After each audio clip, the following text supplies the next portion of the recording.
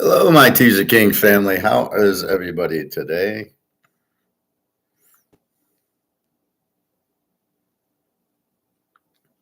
I am fine. Thank you very much. Happy Sunday.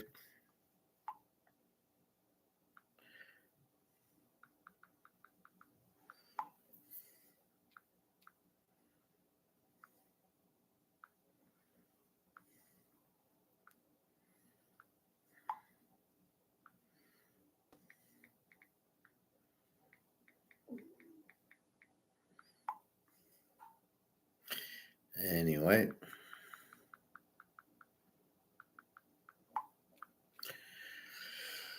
so nothing to report on gold because there's no gold on the weekend on comex anyway. So let's go to baseball yesterday, 6-29. We had St. Louis, we lost. We had the Yankees over 8th, easy winner. We had Philadelphia. Bryce Harper didn't play. See, these are things that you don't know in baseball that you do in football. You'd have known Bryce Harper was out, like when Travis Kelce's out, right? But we didn't know Harper was out. They only scored 1 run.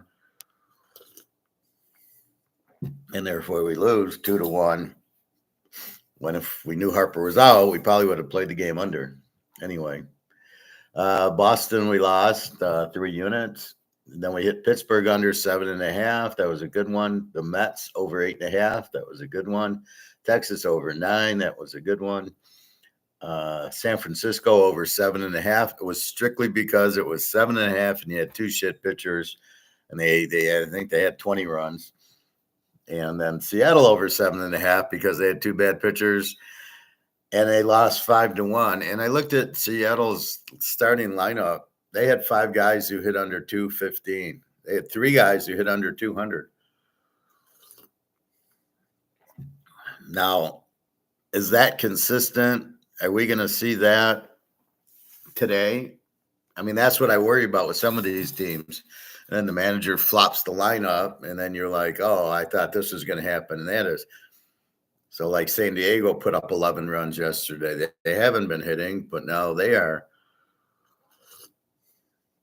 So if we look at Seattle's averages, Seattle's hitting 221, but, doesn't mean they're not going to score. But that's what happens. So just to be careful with that. Anyway, so that's yesterday's, just about a break even.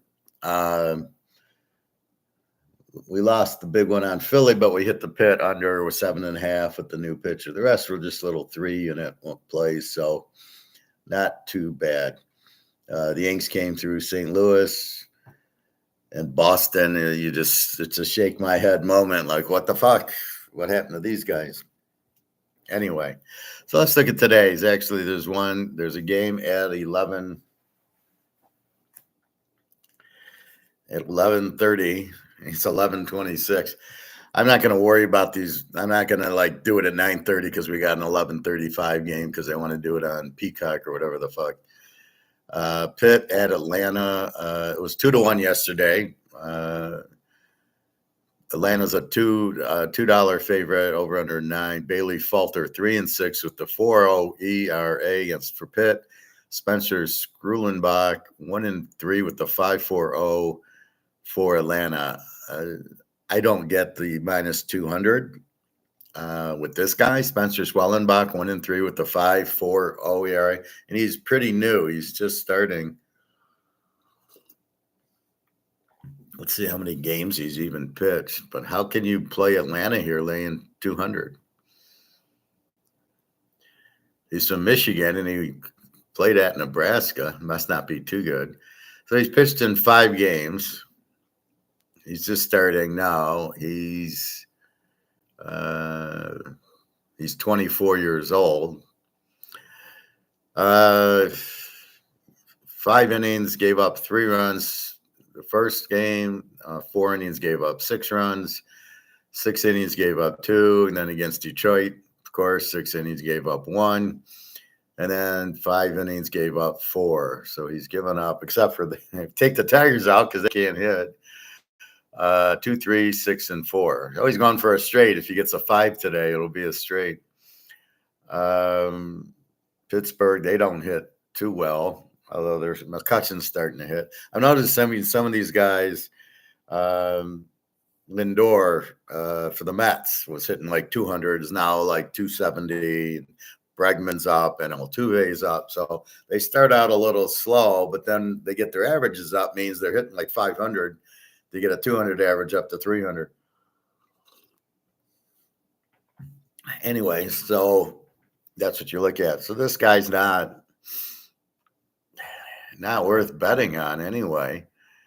How does Atlanta and Pitt even hit? Atlanta hits 245 with a 325 bullpen, and Pittsburgh is hitting 227. So it's really hard to bet these low-scoring teams, because here's the fallacy. We think Spencer Squellenbach with 1-3 with the 5.40 is going to pitch 5 innings, 6 innings.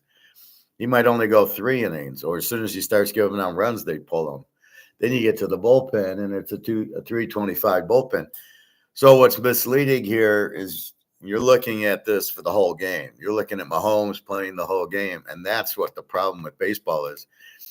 This Schnellenberger is gonna pitch 3, maybe 4, maybe 5 innings, probably no more.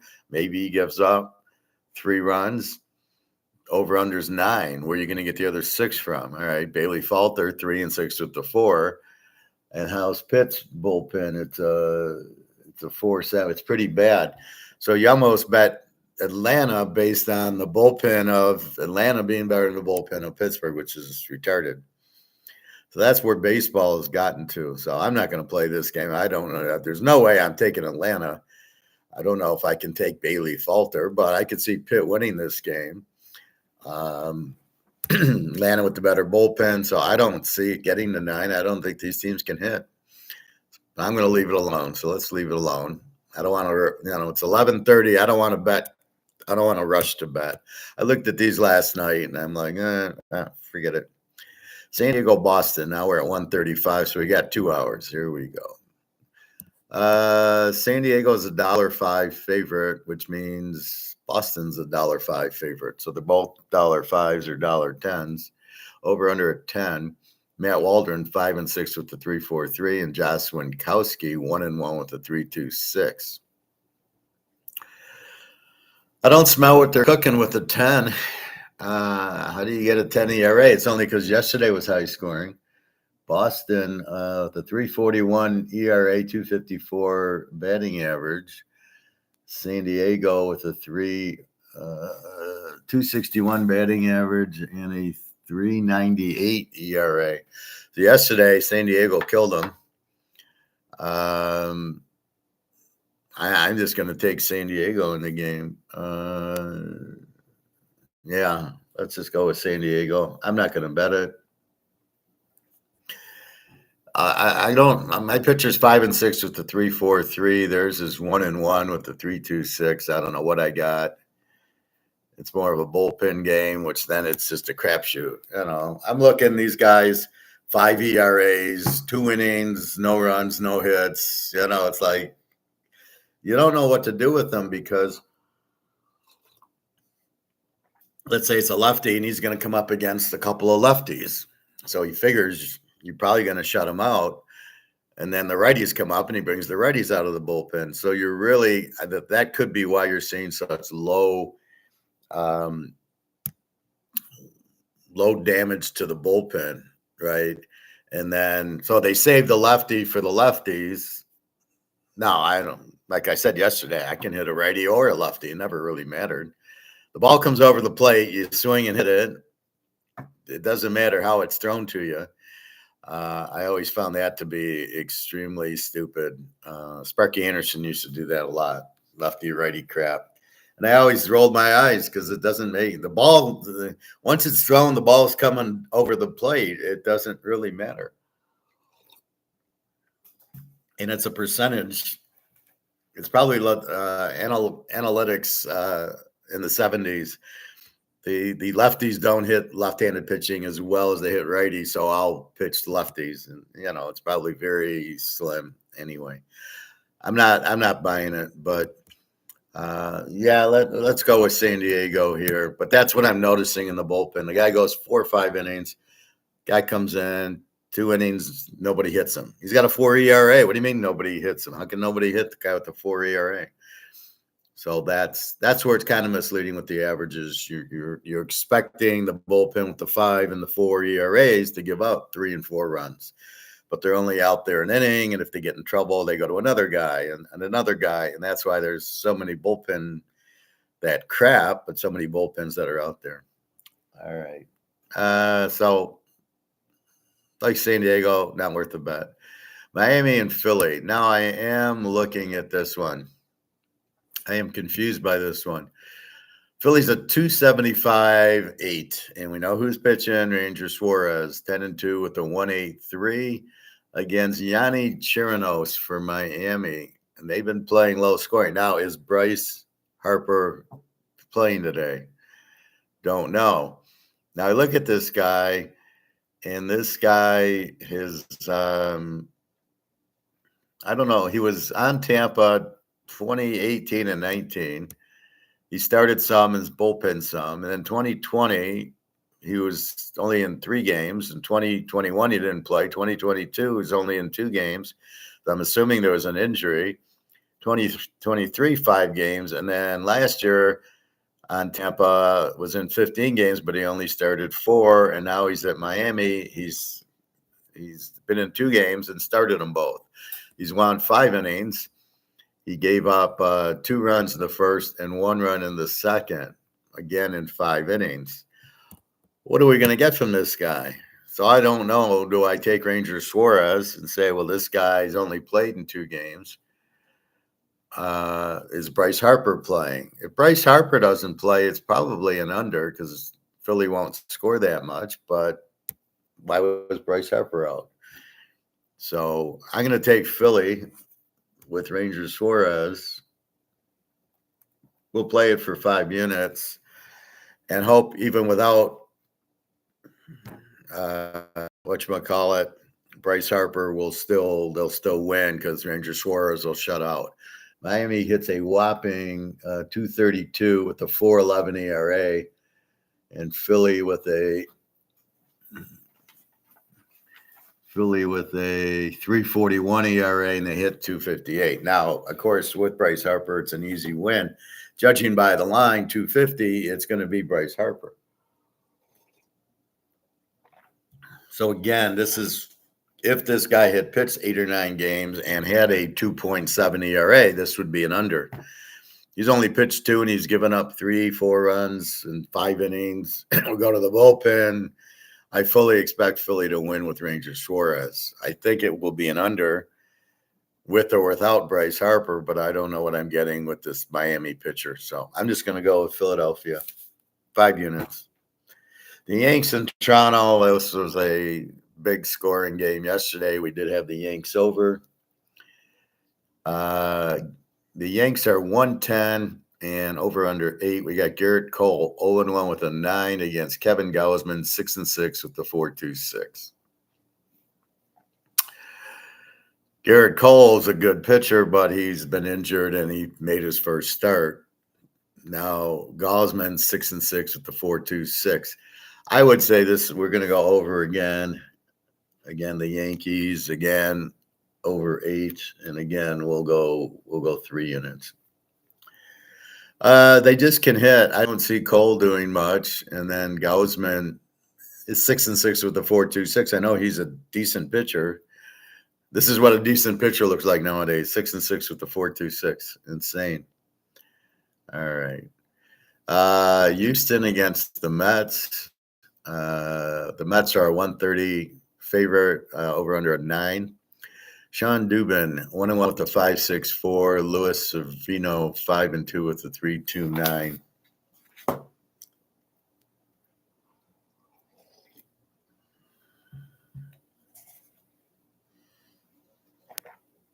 So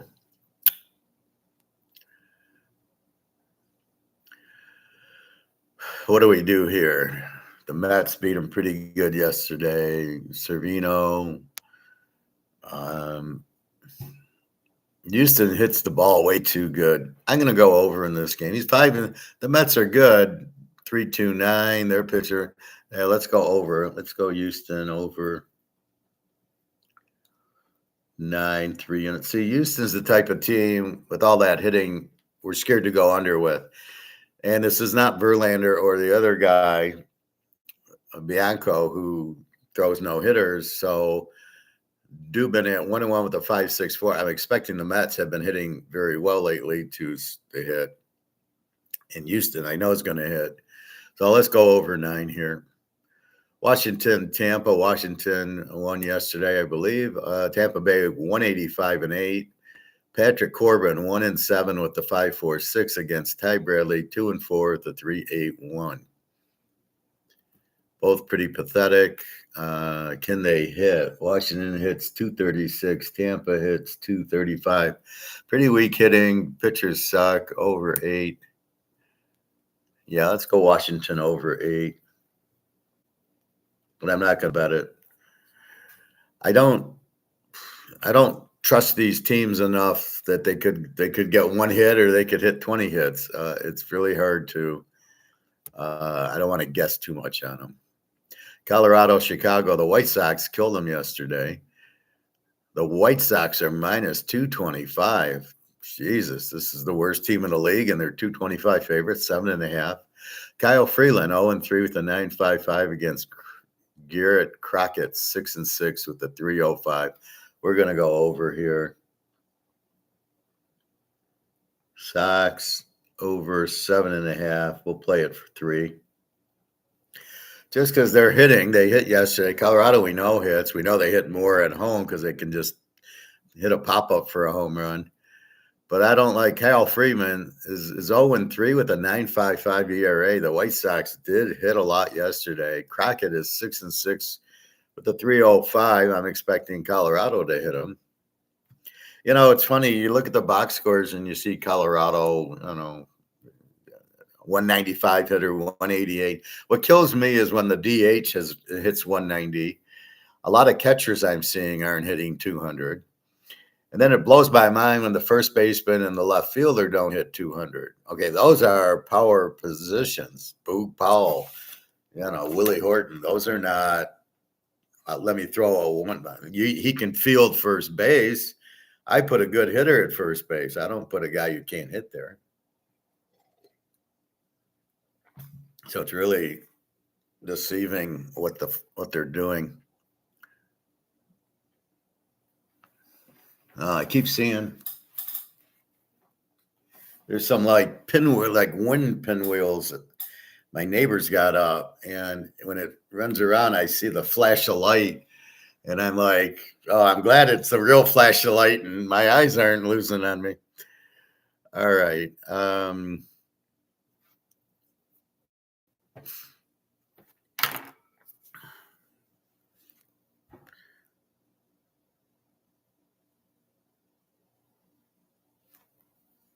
Let's see. So the Sox, Cleveland, KC, real good game. Two good teams. KC's a 130 favorite. Logan Allen, 8-3 with the 5.72 against Seth Lugo, 10-2 with the 2.99. We're going to go with KC, and we'll make it 5 units. KC needs to win. Cleveland's very good. But I don't like the pitcher, 8-3 with the 5.72. What you do worry about Cleveland's bullpen is 235, so this should be probably an under. But Lugo 10-2 with the 2.29, so I'm looking. This should be a close game, 3-2. Probably should go under. I'm going to go KC under 8.5. We'll play that for 5. Let's play KC for 3 units and KC under for 5. They won't score a lot on Lugo, and then Allen 5.72, but they got such a good bullpen. We'll see. Chicago Cubs against Milwaukee. This is the Packers against the Bears. Milwaukee minus 208. Kyle Hendrick 1-5 with the 6.87. Freddie Peralta 5-4 with the 4.03. I mean, this should be an over 8. Cubbies haven't been hitting that much, and these have been low scoring. I'm gonna lay away from that. Kyle Hendricks, I don't know what happened to him. He used to be good. He's 1-5 with a 6.87. See, sometimes they just lose it, so that's why you gotta look at their run average and the record and go, I ain't betting Kyle Hendricks today. 1-5 with a 6.87. All right, Cincinnati, St. Louis. This was a high-scoring game. Cincinnati won yesterday. Since he's a 105, 7.5. Hunter Green, 5-3 with the 3.79. Lance Lynn, 3-3 with the 3.86. Over under 7.5. My gut is over. St. Louis over 7.5. I won't bet it. The Dodgers, Giants. I don't have pitchers. Detroit, LA. Casey Mize, who sucks, 1-6 with a 4.54 ERA against Tyler Anderson, 7-7, 2.63. We're going California, and we'll go for 3 units. We got Minnesota, Seattle. Seattle has 5 hitters under 220. All right, this is either an under or a no play. Joe Ryan for Minnesota, 5-5 with a 3.31. Luis Castillo, 6-9 with the 3.79. This has got to be an under, so we're going mini under 7. And we'll go 3 units. Oakland against Arizona. Luis Medina, 1-3 with the 5.63 for Oakland. Brandon Pfaadt, 3-6 with the 4.55. This should be over. Oakland doesn't hit very well. Arizona's a big favorite. I'm going to let this game go. And the last game, the night game, Texas and Baltimore. Baltimore minus 160.9. Andrew Heaney, 2-9 with the 4.17 for Texas. Cole Irvin, 6-4 with the 3.74 for Baltimore. We're going to go over Texas over 9, and we'll go 3 units. That's our games for today. So let's look at them. Philadelphia, 5 units. The Yankees over 8-3. Houston over 9-3. Washington over 8, no bet. The White Sox over 7.5 for 3. KC for 3, and KC under 8.5 for 5. St. Louis over 7.5, no bet. California, 3 units. Minnesota under 7, 3 units. Texas over 9 for 3 units. So I'd be careful with the 3-unit plays. Those are, I like them, but, not worth a lot. Philadelphia with Ranger Suarez, that's worth betting. And then Kansas City under, they got their ace going with the 2.2 ERA, so we're going under in that game. So that'd be baseball. Now let's go to college football week 1. Let's review the line. It's June 30th, so it's plenty early. And where do I want to go?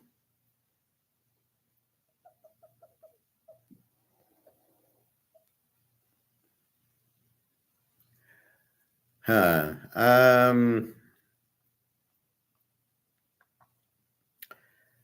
don't like Yahoo for the line. Let's go to covers for the line. Yeah, covers is good.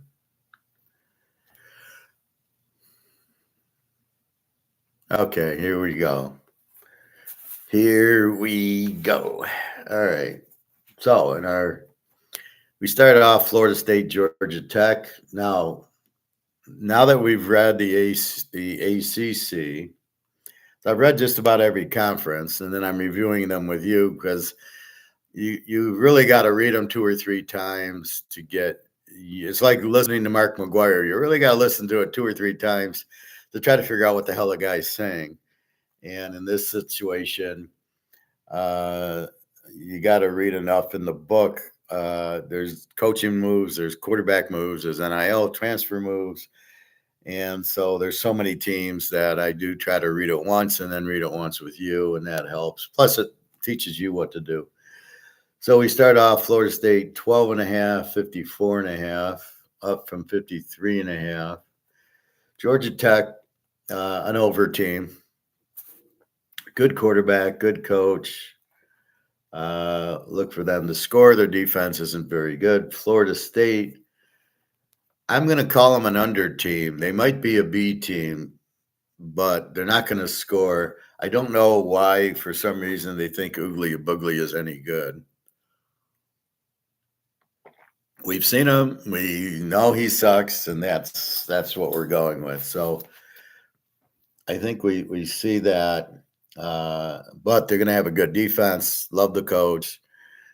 Oogly Boogly, I don't know. He'll complete some. He was like 20 some touchdowns and like 9 interceptions last year. But he's you blitz him, he's all done. So look for some scoring from Florida State and the tough defense, but Georgia Tech should be able to score a little. I got Florida State with the 16 defense from last year, which I think will hold. Georgia Tech with the 30, which I think will get a little bit better. It's a good coach. Florida State 12.5, 13. I think this is an under game at 54.5. You've got the returning quarterback for Georgia Tech's really good, and Florida State, we know Oogly Boogly sucks.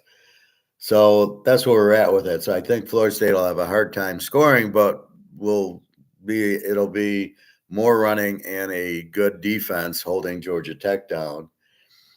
I would think it would be like the Georgia game, Georgia Tech, where it was about a 40-point game, somewhere around there. And they were able to actually score on Georgia, so I can see them being able to score. But I don't think, Oogly or Boogly or Hudson, they're not going to be able to really do much. So I think Georgia Tech, I don't know how live they are, but I can see them being competitive in this game. SMU, Nevada, SMU 23.5, 55.5, 56.5, somewhere around there. SMU's an A team, great quarterback, good offense, and they had they had a 17 defense last year. And Nevada is just a terrible team. They're either a W or a Z. We got SMU laying the 23.5. So SMU had a 17 defense, Nevada a 33 defense. Both quarterbacks are back. However, what does that mean? So SMU's quarterback's really good, but Nevada's is not. So hard to say. I think SMU blows them out. I don't think Nevada can hang with them. I think SMU can score a lot of points. So I'm definitely looking at SMU here. I'll analyze the first week, and then I'll just run through the lines on the next week. North Carolina and Minnesota, this game is on the 29th. So the first two I gave you were the 24th. And then we go 29th, 30th, 31st, 1st and 2nd. There apparently, Oregon and Hawaii, apparently there is no game on the 24th. I don't see it. It says it in here. Maybe the game got canceled or something. But there is no Oregon-Hawaii game on the 24th. All right, so we'll do the 29th and the 30th, and then I'll just look at the lines. North Carolina, Minnesota. Minnesota's a 1.5-point favorite and a 50-51 total. Both quarterbacks are new. Both quarterbacks are bad. They both let up 27, so neither team's really a defensive team, although Minnesota was a defensive team, but then they got pretty bad last year. So they've had like 18 defenses, and then last year was a 27.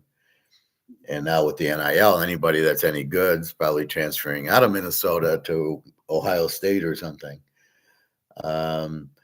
I don't know if North Carolina's a live dog in this game. Minnesota's a weak favorite, I'll tell you that. I think both teams are just average this year. Again, weak quarterback play, decent defense. Both defenses kind of suck. Both teams have new quarterbacks. I think this has got to go under. I don't see where you're getting an over from in this game. 50. We go under 56. Where the hell are you getting 56 from? So Minnesota, they both had 27 defenses. I see Minnesota's defense getting better. Still no quarterback. They're going to run. North Carolina didn't have a quarterback last year. So I don't see where they're going to all of a sudden light it up. I don't think they're an over team. But certainly this new quarterback's first game, he's not going to light it up against Minnesota. So I think this is low scoring.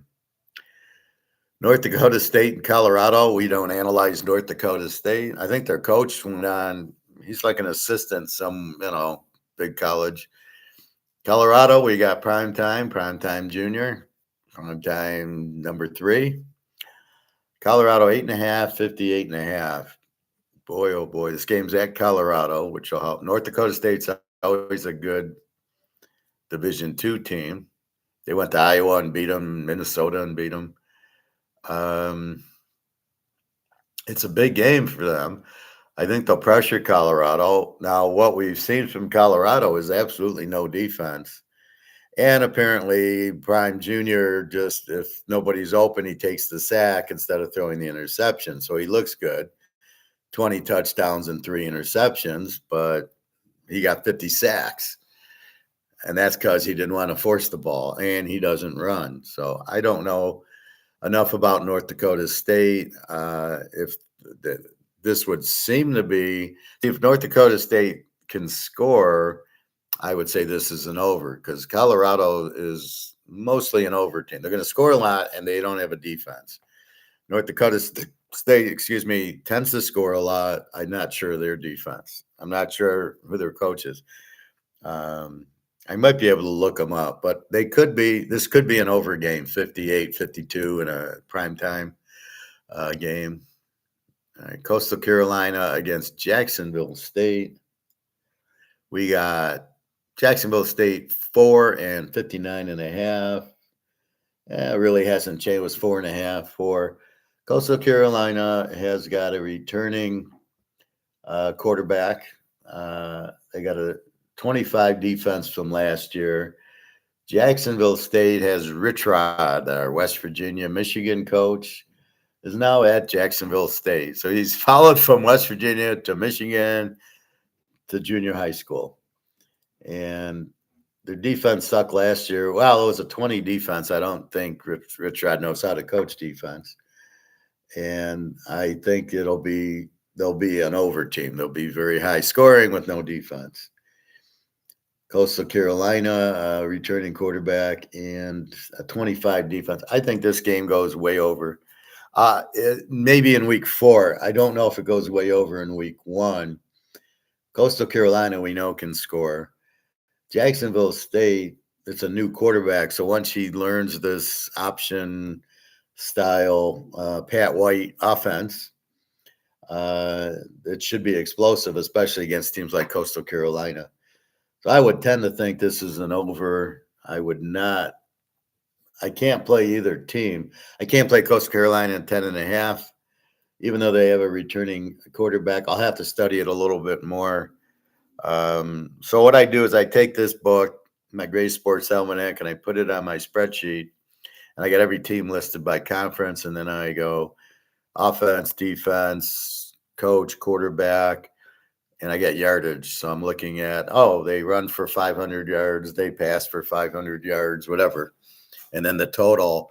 And then I get an idea of the type of team they are. So when you see, a good running team, they get 100 yards passing and 300 yards running, like Air Force and Army, Navy, then they're under teams and you know what to expect. But we will see. But that's what we're looking at. So look for Jacksonville State to be an over team, to be a high-scoring team, but it might take a few weeks. So we'll see. Maybe they come out of the blocks against the weak Coastal Carolina team. All right. August 29th, now August 30th. There's four games. We got Michigan State, -11, 48.5 against Florida Atlantic. Michigan State with a pretty good defense last year, and Florida Atlantic was a 25. Now, they're both new transfer quarterbacks. I'll have to study them a little bit more. Michigan State's basically Oregon State. Childs, quarterback from Oregon State's in Michigan. He'll bring in a much better defense. He'll have much better receivers. Look for Michigan State to be a much improved team. Now, how long is that going to take? Usually at least a year, but he did bring his quarterback with him. It's funny, his running back, Martinez, I think was Oregon State, didn't go to Michigan State. That's like the Arizona quarterback didn't go to Oregon State. I was kind of surprised by that because you think the quarterback will follow the coach. So the Arizona coach then went to Oregon State, and or did he go to Washington? Fuck, I don't remember. Who won? One of them. Anyway, the quarterback Fajita didn't go with the coach wherever he went, Oregon State or Washington. He might have went to Washington, the Arizona coach. I got it in my notes. See, I'm getting it, so I just need to look at it a few more times. So that's what you have is Oregon State, pretty much good quarterback, but he's more of a running, short passing quarterback. He's not, he's not a pocket passer. Florida Atlantic, I need to look at a little bit more, and then I can get the grade out for that. That's coming. We'll look at it this week. This is August 30th. This is June 30th, so we still got 2 months. But I like getting into. That's why I do so good in week one, because I have so much time to study week one's games. And then when it gets going, the turnaround time, week two, oh shit, that's why on Sundays I'm more or less looking at college, and all the pro games I've already analyzed, they're already going, so I don't need to do anything with them. So I'm studying my college on Sunday because there's so many games and you got to get ready for it. You just don't have time. I can't do this on Thursday. I got to do this at least on Sunday. And then there's early lines you can catch. So that's why I do it like that. Anyway, Temple, Oklahoma. Oklahoma is 41 and 59.5, 60. I like Oklahoma here. Temple sucks. They're a Z team with a very new, weak quarterback. Oklahoma, they have a new quarterback. I don't think he's a transfer. And they had a 22 defense last year, as you would expect with the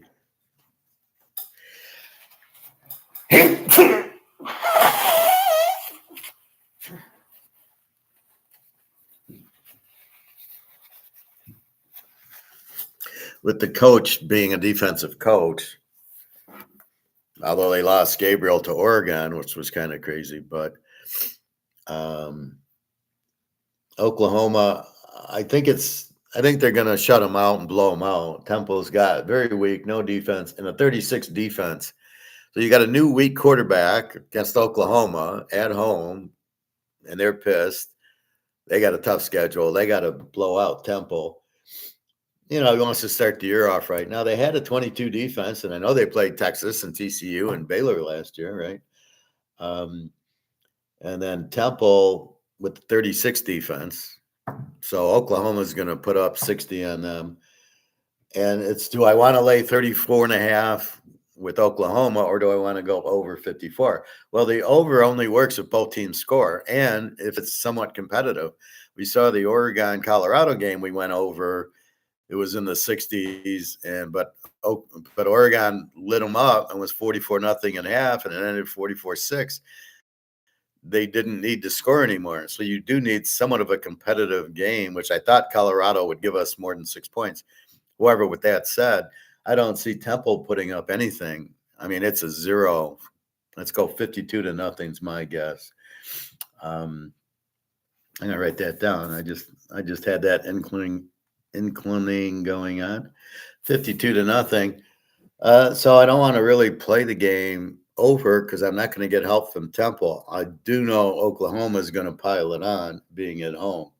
and in a must-win game because they're going to play, the Texas, Alabama, Georgia, whoever they got in the conference. So you get your wins while you can. That's the key part you got to look at. When they play the weak teams, they will try because they will have to beat them. They can't afford a loss to a Temple because you can't make it up when you got Alabama, Georgia, and Texas, and whoever else in the conference. All right, Western Michigan and Wisconsin. Wisconsin's minus 24 and 56. Wow, this went up from 52. Both teams have new transfer quarterbacks. Wisconsin's got Van Dyke. Western, I don't know who the hell they got. Nobody good. Western with a very weak defense, 32 defense. Wisconsin with a 19. Wisconsin's lane 23, but normally plays well at home. Western went to Iowa last year and lost like 41-7. I mean, they gave up a lot when McCarthy was still the quarterback for Iowa before he got hurt. I think Wisconsin blows them out. I think they ran to the run and shoot or the hurry up offense, but the SMU quarterback struggled with it. Van Dyke, I don't know. We know he's a great quarterback. The question will be how quickly, because even Wisconsin's not, they went from the ground and pound to now they're throwing the ball, but you need whole different linemen and whole different receivers that are quick and can get open. So that's what they've been struggling. Maybe they'll be a little better this year. But I think Wisconsin, at the end of the day, I think the defense just shuts down Western. They don't really score a lot. And like I said, they give up 32. So I like Wisconsin here. A lot of these teams like to get off to a good start, especially at home. Oklahoma, Wisconsin, I can see them with blowouts. Especially against Western's not good. Temple sucks. You really almost want to look for the bad team and just say they're going to kill them, which I tend to do a lot week one. I go with I got Van Dyke and I got a real shit team where I got Oklahoma against a real shit team.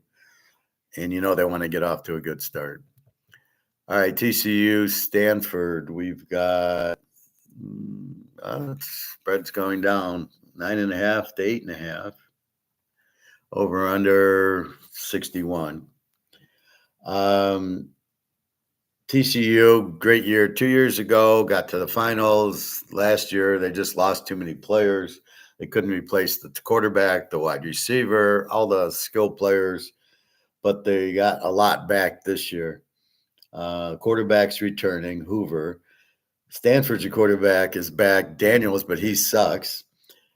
Stanford gave up 37 a game, where TCU gave up 27. I would expect it to be better this year. Normally, when a team like a Notre Dame or Michigan or TCU or Ohio State has a bad year, they come back. Now, they got Sonny Dykes, really good offensive coach. Not sure how he is on defense. I would think TCU's an over team this year. Stanford's a Z team. They suck. They don't have much. The quarterback sucks. The coach sucks, and they have no defense. So I think here we're getting a bargain if we got an 8.5. Caesars has 7.5. Take TCU under 3. I think very strong play. I wouldn't fuck with the over under much, although I think TCU is going to be an over team. We'll see how strong their defense is, but basically, Stanford's not going to score and their defense is weak. So how much is Stanford going to get for you? And then how much can TCU pile it on against this weak defense? Again, keep in mind, this is last year's defense, 37, but you have to think it's going to be similar out of the gate. Maybe week 4, they turn into a 22 defense and you adjust it, right? So if they win this game, let's say Stanford wins 17-10. Okay, now I'm going to adjust Stanford's defense down from a 37. So again, keep in mind, this is last year's defense, but if the coach is still there, he's going to run the similar style. And, I love when they bring in a new defensive coordinator, like, that'll do it. And then it doesn't do anything. So I'm thinking, I'm thinking TCU wins the game. Stanford, they'll be able to score a lot because they got a returning quarterback, and Stanford's quarterback sucks. So that's the kind of week one analysis. Now we'll go to the 31st. I'm just going to cover the lines. We start off. This is a noon game. Strange. It would be noon. Clemson, Georgia. And where did this game go? Okay. We've got Georgia minus 13.5 and 47.5, 48. That stayed. Georgia quarterback backs back. Clemson quarterback. Kubiak is back. I think it's Kubiak. Game's in Atlanta, so it's a neutral site. Georgia with the 16 defense, Clemson with the 20. I'm looking for Georgia's defense to be about a 10 this year because they fired the defensive coordinator because the defense sucked so bad last year, and they lost to Alabama because they didn't pressure Milrose like Michigan did, like they should have. There's no way they should have lost to Alabama. So anyway, I think they have a harder time with Alabama now with this Washington coach than they did with Saban.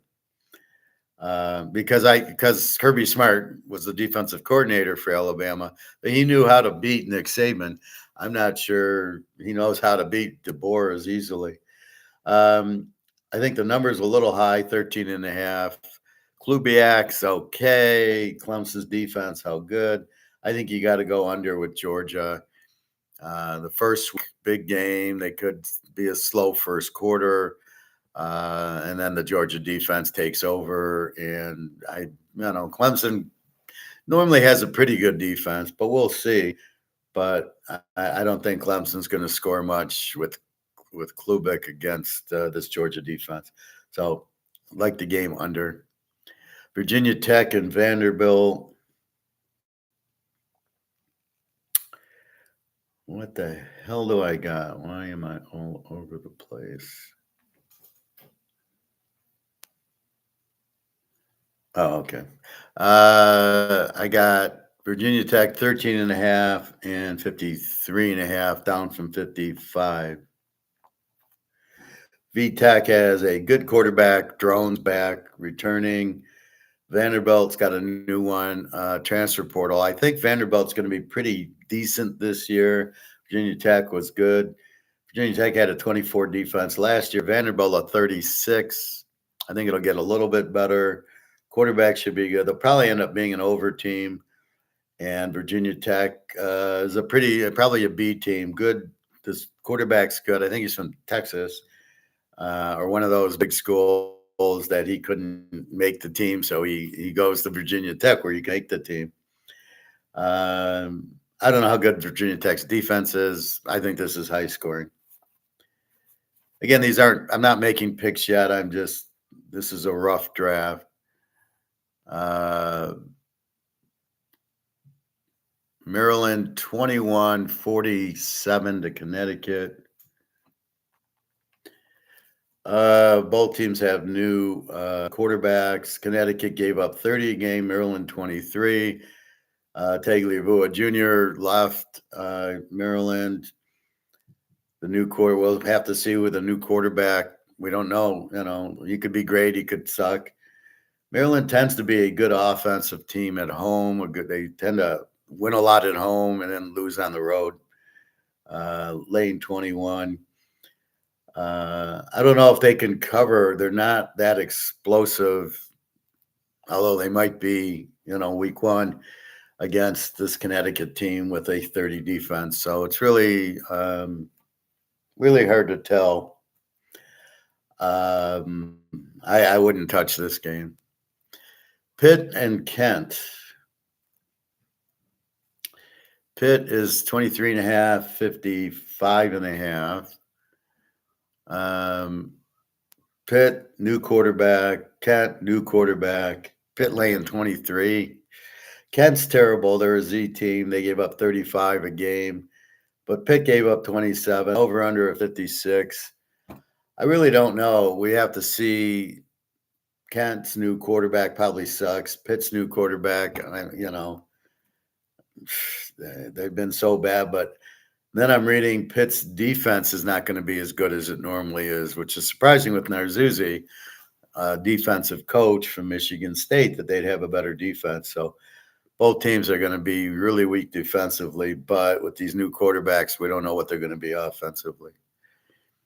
West Virginia and Penn State. Penn State 10 and 49.5. Penn State's going to be good. Both quarterbacks are returning. This is a revenge game for West Virginia. And Penn State had an 11 defense last year. West Virginia had a 28. So West Virginia is always like an over team, but they play in the Big 12 where there's a lot of good Texas and Oklahoma and Tulane and Texas Tech and TCU and Baylor, all kind of explosive. And by the way, Kansas State, Oak State, Oklahoma. So it's just loaded with points.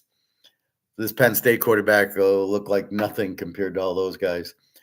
Over under 50. I think West Virginia covers the 16. So we tease the 10 up to 16. I think they cover it. I think they'll play a very good game at home. Penn State's they're a good home team on the grass. This is artificial turf at West Virginia. Again, West Virginia with a 28 defense. Penn State with an 11 defense, but against Michigan and Ohio State, they didn't give up 11. They gave up a lot more. So, again, you got to look at the schedule. So, I like West Virginia there.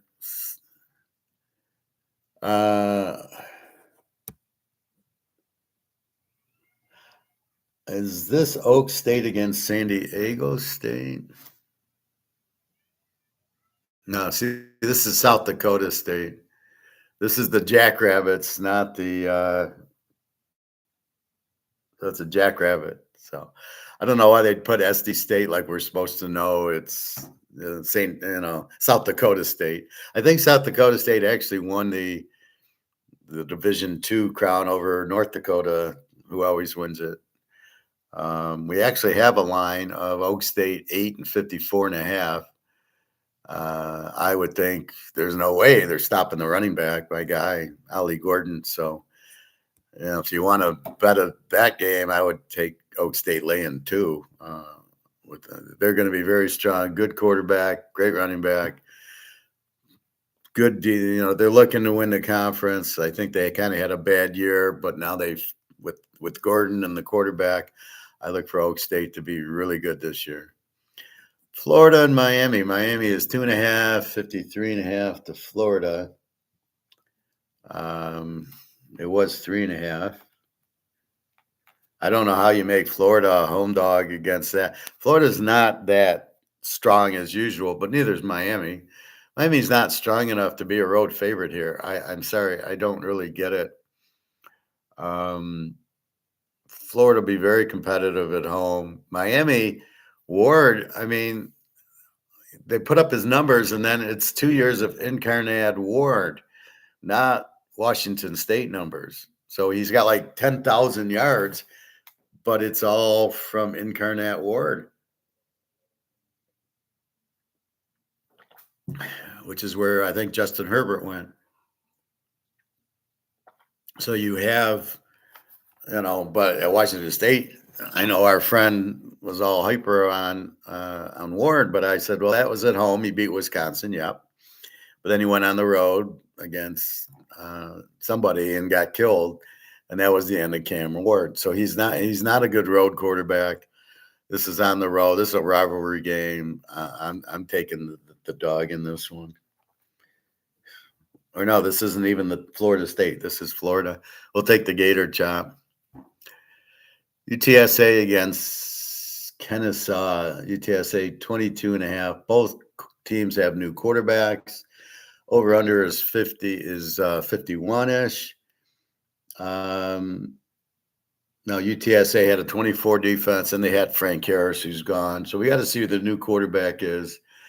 Kennesaw State, we know nothing. They were Division II. They're moving up to Division I, and you can't take any of their stats seriously because they played weak teams. So basically, leaving this alone, I think these are teams you can't even pretend to figure out at this point. We don't know how good Kennesaw State is. We know UTSA was very good with Frank Harris, but they don't have Frank Harris now. UTEP and Nebraska, we've got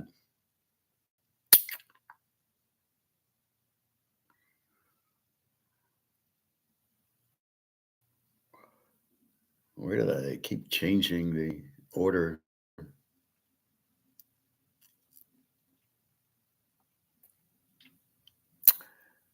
Come on, okay? Nebraska, there they are. Nebraska's laying 27 and 50.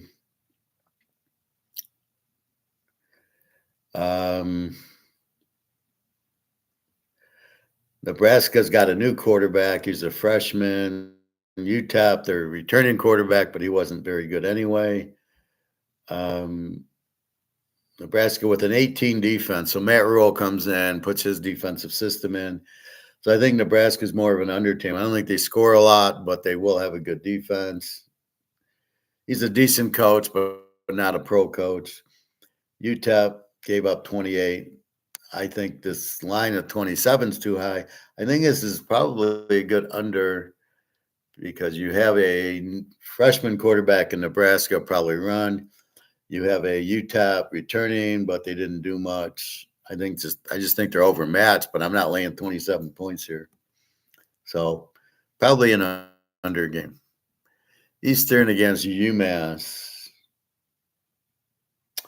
I've got Eastern laying 1.5 and 48.5. Eastern, fairly good MAC team, gave up 24 last year. UMass gave up 38. A new transfer quarterback for Eastern and the returning quarterback for UMass, which I don't know if that's good or bad. I think Eastern wins. I think over and under. You might get an over. UMass gave up 38 points a game last year, and Eastern gave up 24.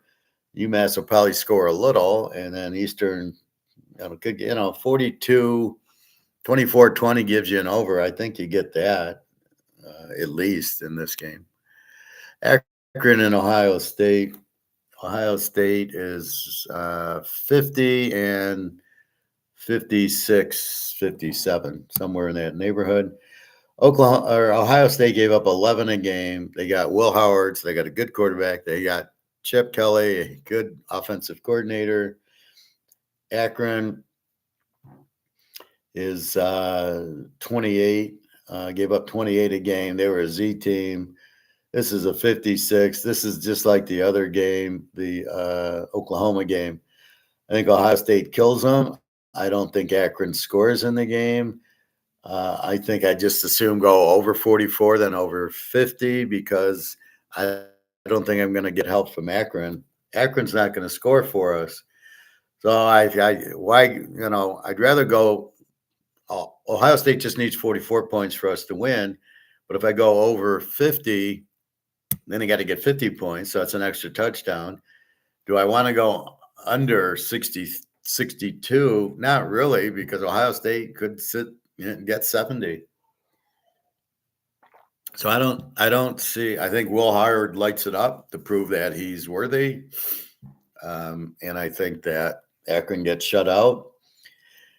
They could get in the 40s. They could get in the 50s. They could get in the 60s. So you'd hate to see this go 62-0 and you lose the under.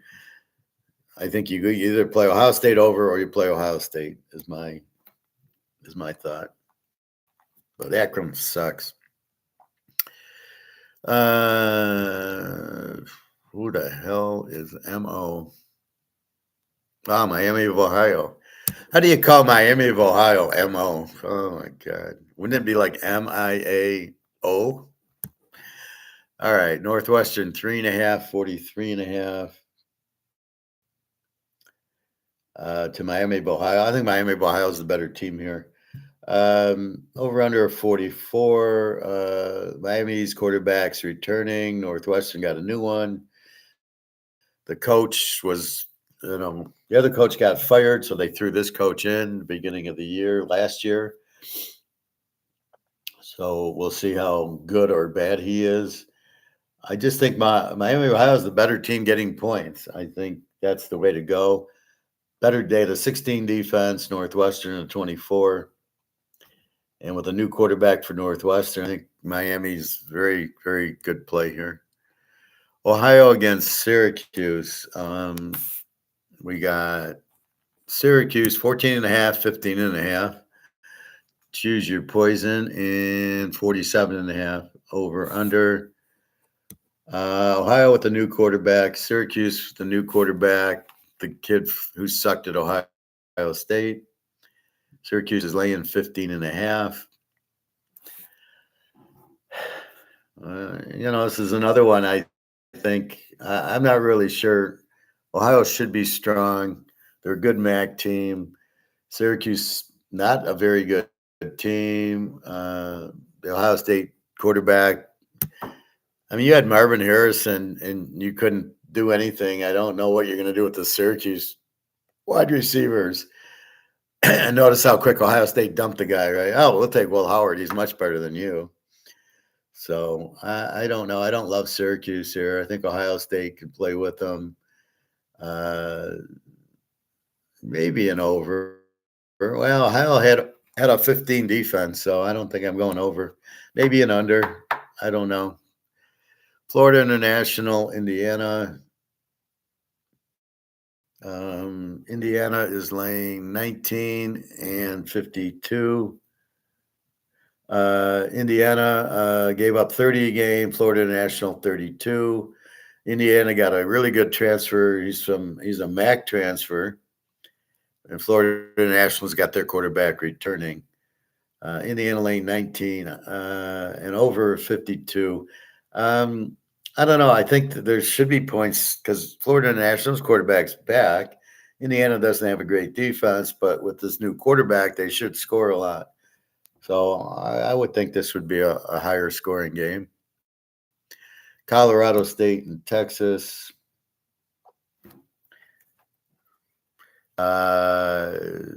Texas is 36 and a half, over under 59-60. Colorado State has a returning quarterback. Texas with their guys back. Texas with the 17 defense probably is close to it. Colorado State with the 30 defense. Does Texas blow them out? I got to see Colorado State's offense. I think their quarterback was decent last year. I don't know what they're going to do against Texas. Over under is 60. Texas should light them up with the 30 defense, but then you wonder with Texas's 17 defense, what exactly you get from Colorado State week 1. So more studying. I think Texas obviously wins. It's by how much. Boise State against Georgia Southern. Boise with the whole new, they got a transfer. The freshman from USC transferred to Boise. I don't know. You're at USC, and obviously the coach doesn't like you, so that's a big question mark. Georgia Southern has got a new quarterback who's a freshman. They're going to be a pretty bad team. They give up 30 a game. Boise gives up 20. Boise's got good running, good receivers, and we'll see how good this, just because he went to USC, how good he is. 25 defense against the 30. I just don't know what you're going to get from Georgia Southern. I think Boise minus 4.5 maybe takes the new quarterback a half. You just wonder, he's a freshman. And just because he went to USC doesn't mean he's all that. So we will see. It might take him a few weeks. All right. Old D against South Carolina. South Carolina Rattlers gone. They're in trouble quarterback-wise. Old D got their quarterback returning. They both gave up 26 a game. South Carolina is 17 and a half, 56 and a half.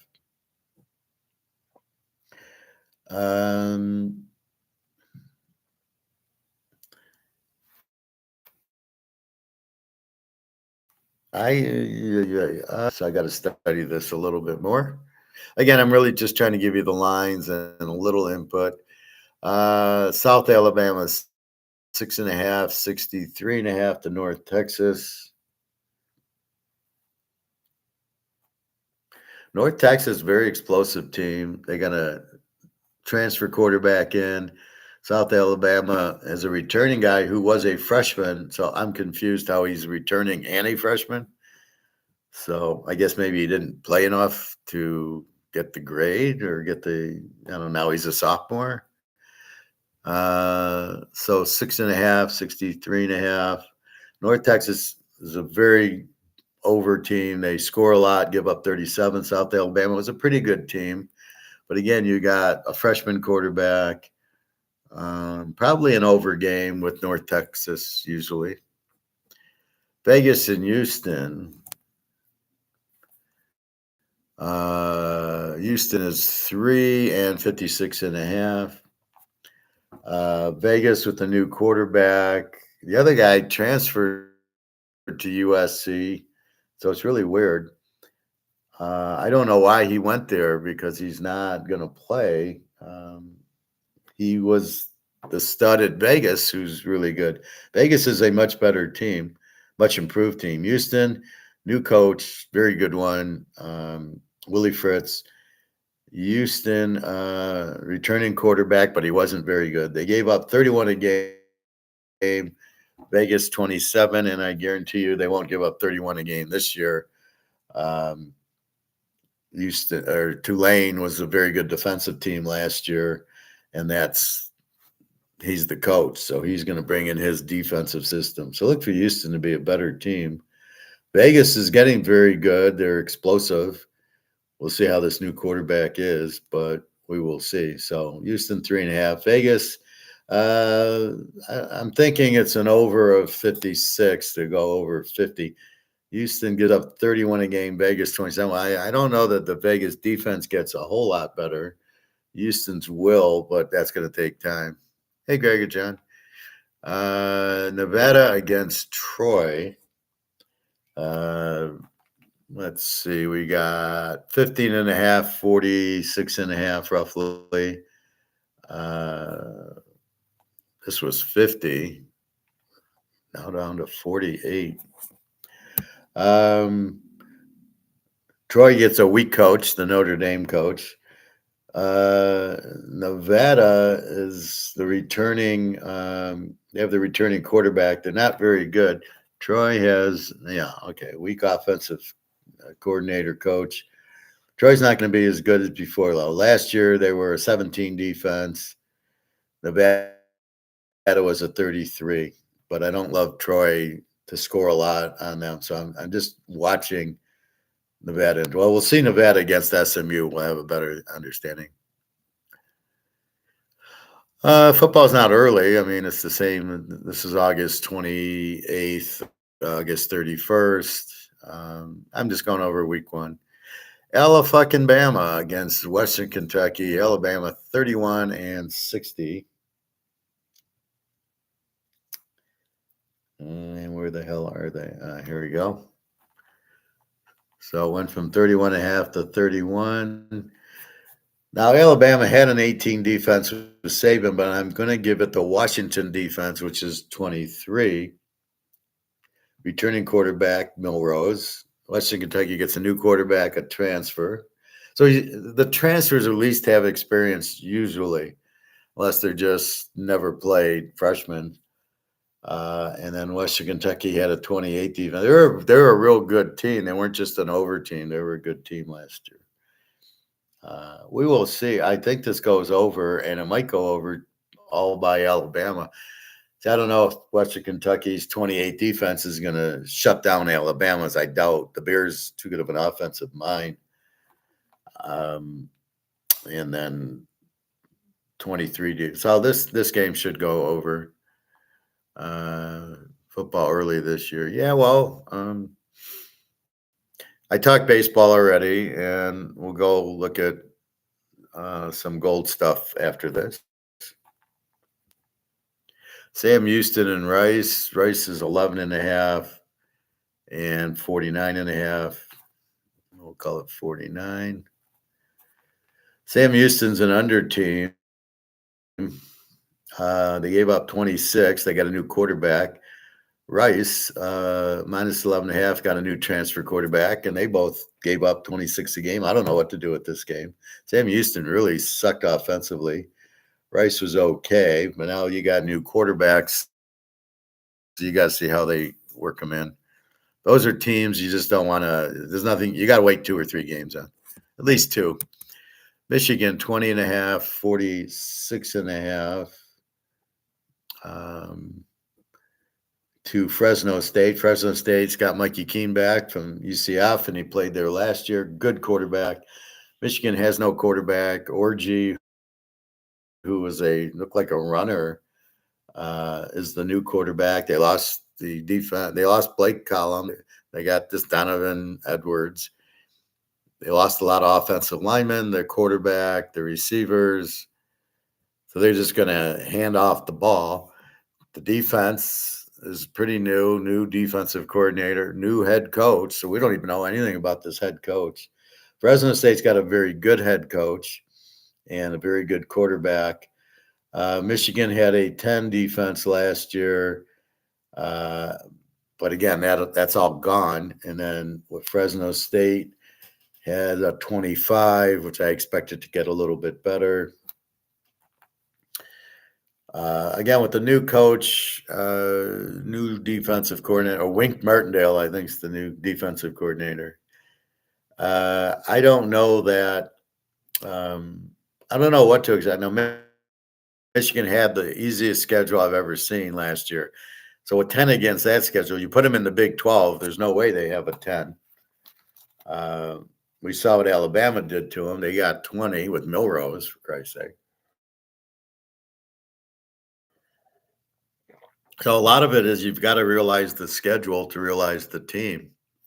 So if it's a hard schedule, then okay. But if it's an easy schedule, the 10's bullshit. I don't know. I think Fresno State can give them a game with Mikey Keene. I think the coach is a very good coach. I can't remember his name. I think he'll figure out how to beat it. And I think Michigan just wants to run the ball. Fresno State, this is a very good defensive coach, but he'll load up for the defense, I guess. So we'll see what happens. But I think Fresno State gives them all they want. Notre Dame and A&M, I've got A&M at 1.5, and over under 49. This should be an under game. Notre Dame with the 17 defense, A&M with the 21. Notre Dame, we know, has got Riley Leonard. Defense of what they were doing. So UCLA is not going to change a whole lot. Now I feel a lot better. Now they got the same quarterback who wasn't very good last year. Hawaii has their quarterback and no defense. So UCLA gave up 18 last year. I think it'll be pretty similar. Hawaii gets up 32, and I think that'll be pretty similar. So I think UCLA is down to 13.5. Yeah, keep going down. I'll take UCLA there. As far as over under, probably over 54 in a Hawaii game. Southern Miss and Kentucky. Kentucky laying 25, 50.5. A new transfer quarterback for Southern Miss and a new quarterback for Kentucky. Kentucky gave up 25 a game. Southern Miss 36. Look for Kentucky to roll. Georgia Southern, it's Georgia Tech. And Georgia Tech's and 57.5. Both teams had 30 defenses, although we know Georgia Tech's will get a little better. We like Kings, their quarterback. Georgia Tech's very explosive team. Georgia State with the 30 defense. I look for Georgia Tech to put up a lot of points. I'm not sure what Georgia State will do. Do I want to lay the points at Georgia Tech, or do I want to go over? So against Charlotte, we got James Madison 8.5. And 51. James Madison has a new Okay, the quarterback's from Washington, but he didn't play much there. Charlotte's got a new quarterback. Charlotte gave up 28 a game, James Madison 18, but James Madison's got a new coach. So it's not the same James Madison. It could be the same James Madison like UCLA. So just so we'll have to see how James Madison, but Charlotte's stuck. Charlotte gives up 28 a game. James Madison, like I said, 18. So I think James Madison gets the W here. Wyoming, Arizona State, 745.5. Arizona State gave up 32 a game. Wyoming 23. New quarterback for Wyoming. Arizona State gets a new transfer. They get a transfer who's new, who's a freshman. So I don't know how that's possible. I mean, if he hasn't played, he's transferring. He's a freshman. So I don't know. Arizona sucked last year. Gave up 32 a game. Wyoming's usually a pretty good team, but they're usually pretty good at home. I don't know about the road. Arizona 30-50 defense, and they got Fatita back, great quarterback, good receiver. New Mexico gives up 35 a game and a new quarterback. So I think Arizona will light them up. See, when you have the quarterback back, you feel pretty good. Now, you've lost the coach. That hurts because we've seen Van Dyke have trouble when they switch quarterbacks. We've seen even Josh Love or Jordan Love's very good at Utah State his junior year. The moment they left. All right, so he'll finish up with silver, then he'll talk about brics. No, people just don't understand it. Brics is gold-backed currency. They might use digital. I mean, the Bitcoiners love to say digital. Oh, look, it's going digital. Digital gold. You need physical gold for a gold standard, regardless. So I'm not quite sure why they keep saying digital. They will have paper gold for the citizens, right? Because the brics people will. I mean, they might use their currency, but it's going to be worthless.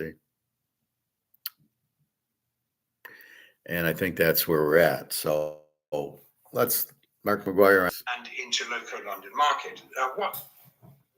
What will do the same for silver, though, is not regulations, because I doubt they're coming, but the fact that the physical silver price and the strong demand is being settled outside this 95% rigged comex silver casino. The arbitrage process, although limited to 460 tons per client, will limit this sort of gaming to be shallow. Now, Andrew, we continue to get a lot of questions from the community about the upcoming brics gold-backed currency. Do you have an update what's happening with brics? Yes, I know I promised an update on the progress of the brics gold-backed currency. And while there is little new to announce, rest assured the massive sanctions packages on both Russia and China are ensuring that this beta-tested currency will at latest be launched in October, certainly before the November elections. Now, in the interim, BRICS nations are stealthily exchanging U.S. treasuries for debasing fiat currencies. Inflating currency. Right across the board. That's why the Federal Reserve, J.P. Morgan created the Federal Reserve because all the banks were going broke. And that's what did. I got my piece on the Depression, and I found my thing on gold, my gold standard. I'm going to talk about that in a minute. Let's listen to Mark on comex. Will comex fail to deliver? Canada. And both are left holding the bag as price takers into physical price that's been determined in the global south. Hey, Andrew, in our last episode, you drew attention to the $500 billion of derivative bets against gold, against silver, that are dependent on 96% of the COMEX leverage being maintained. But as you said, there is sufficient open interest, casino chips to do this, and it could lead into a COMEX failure to deliver. Now, we've had a lot of questions on this from our community.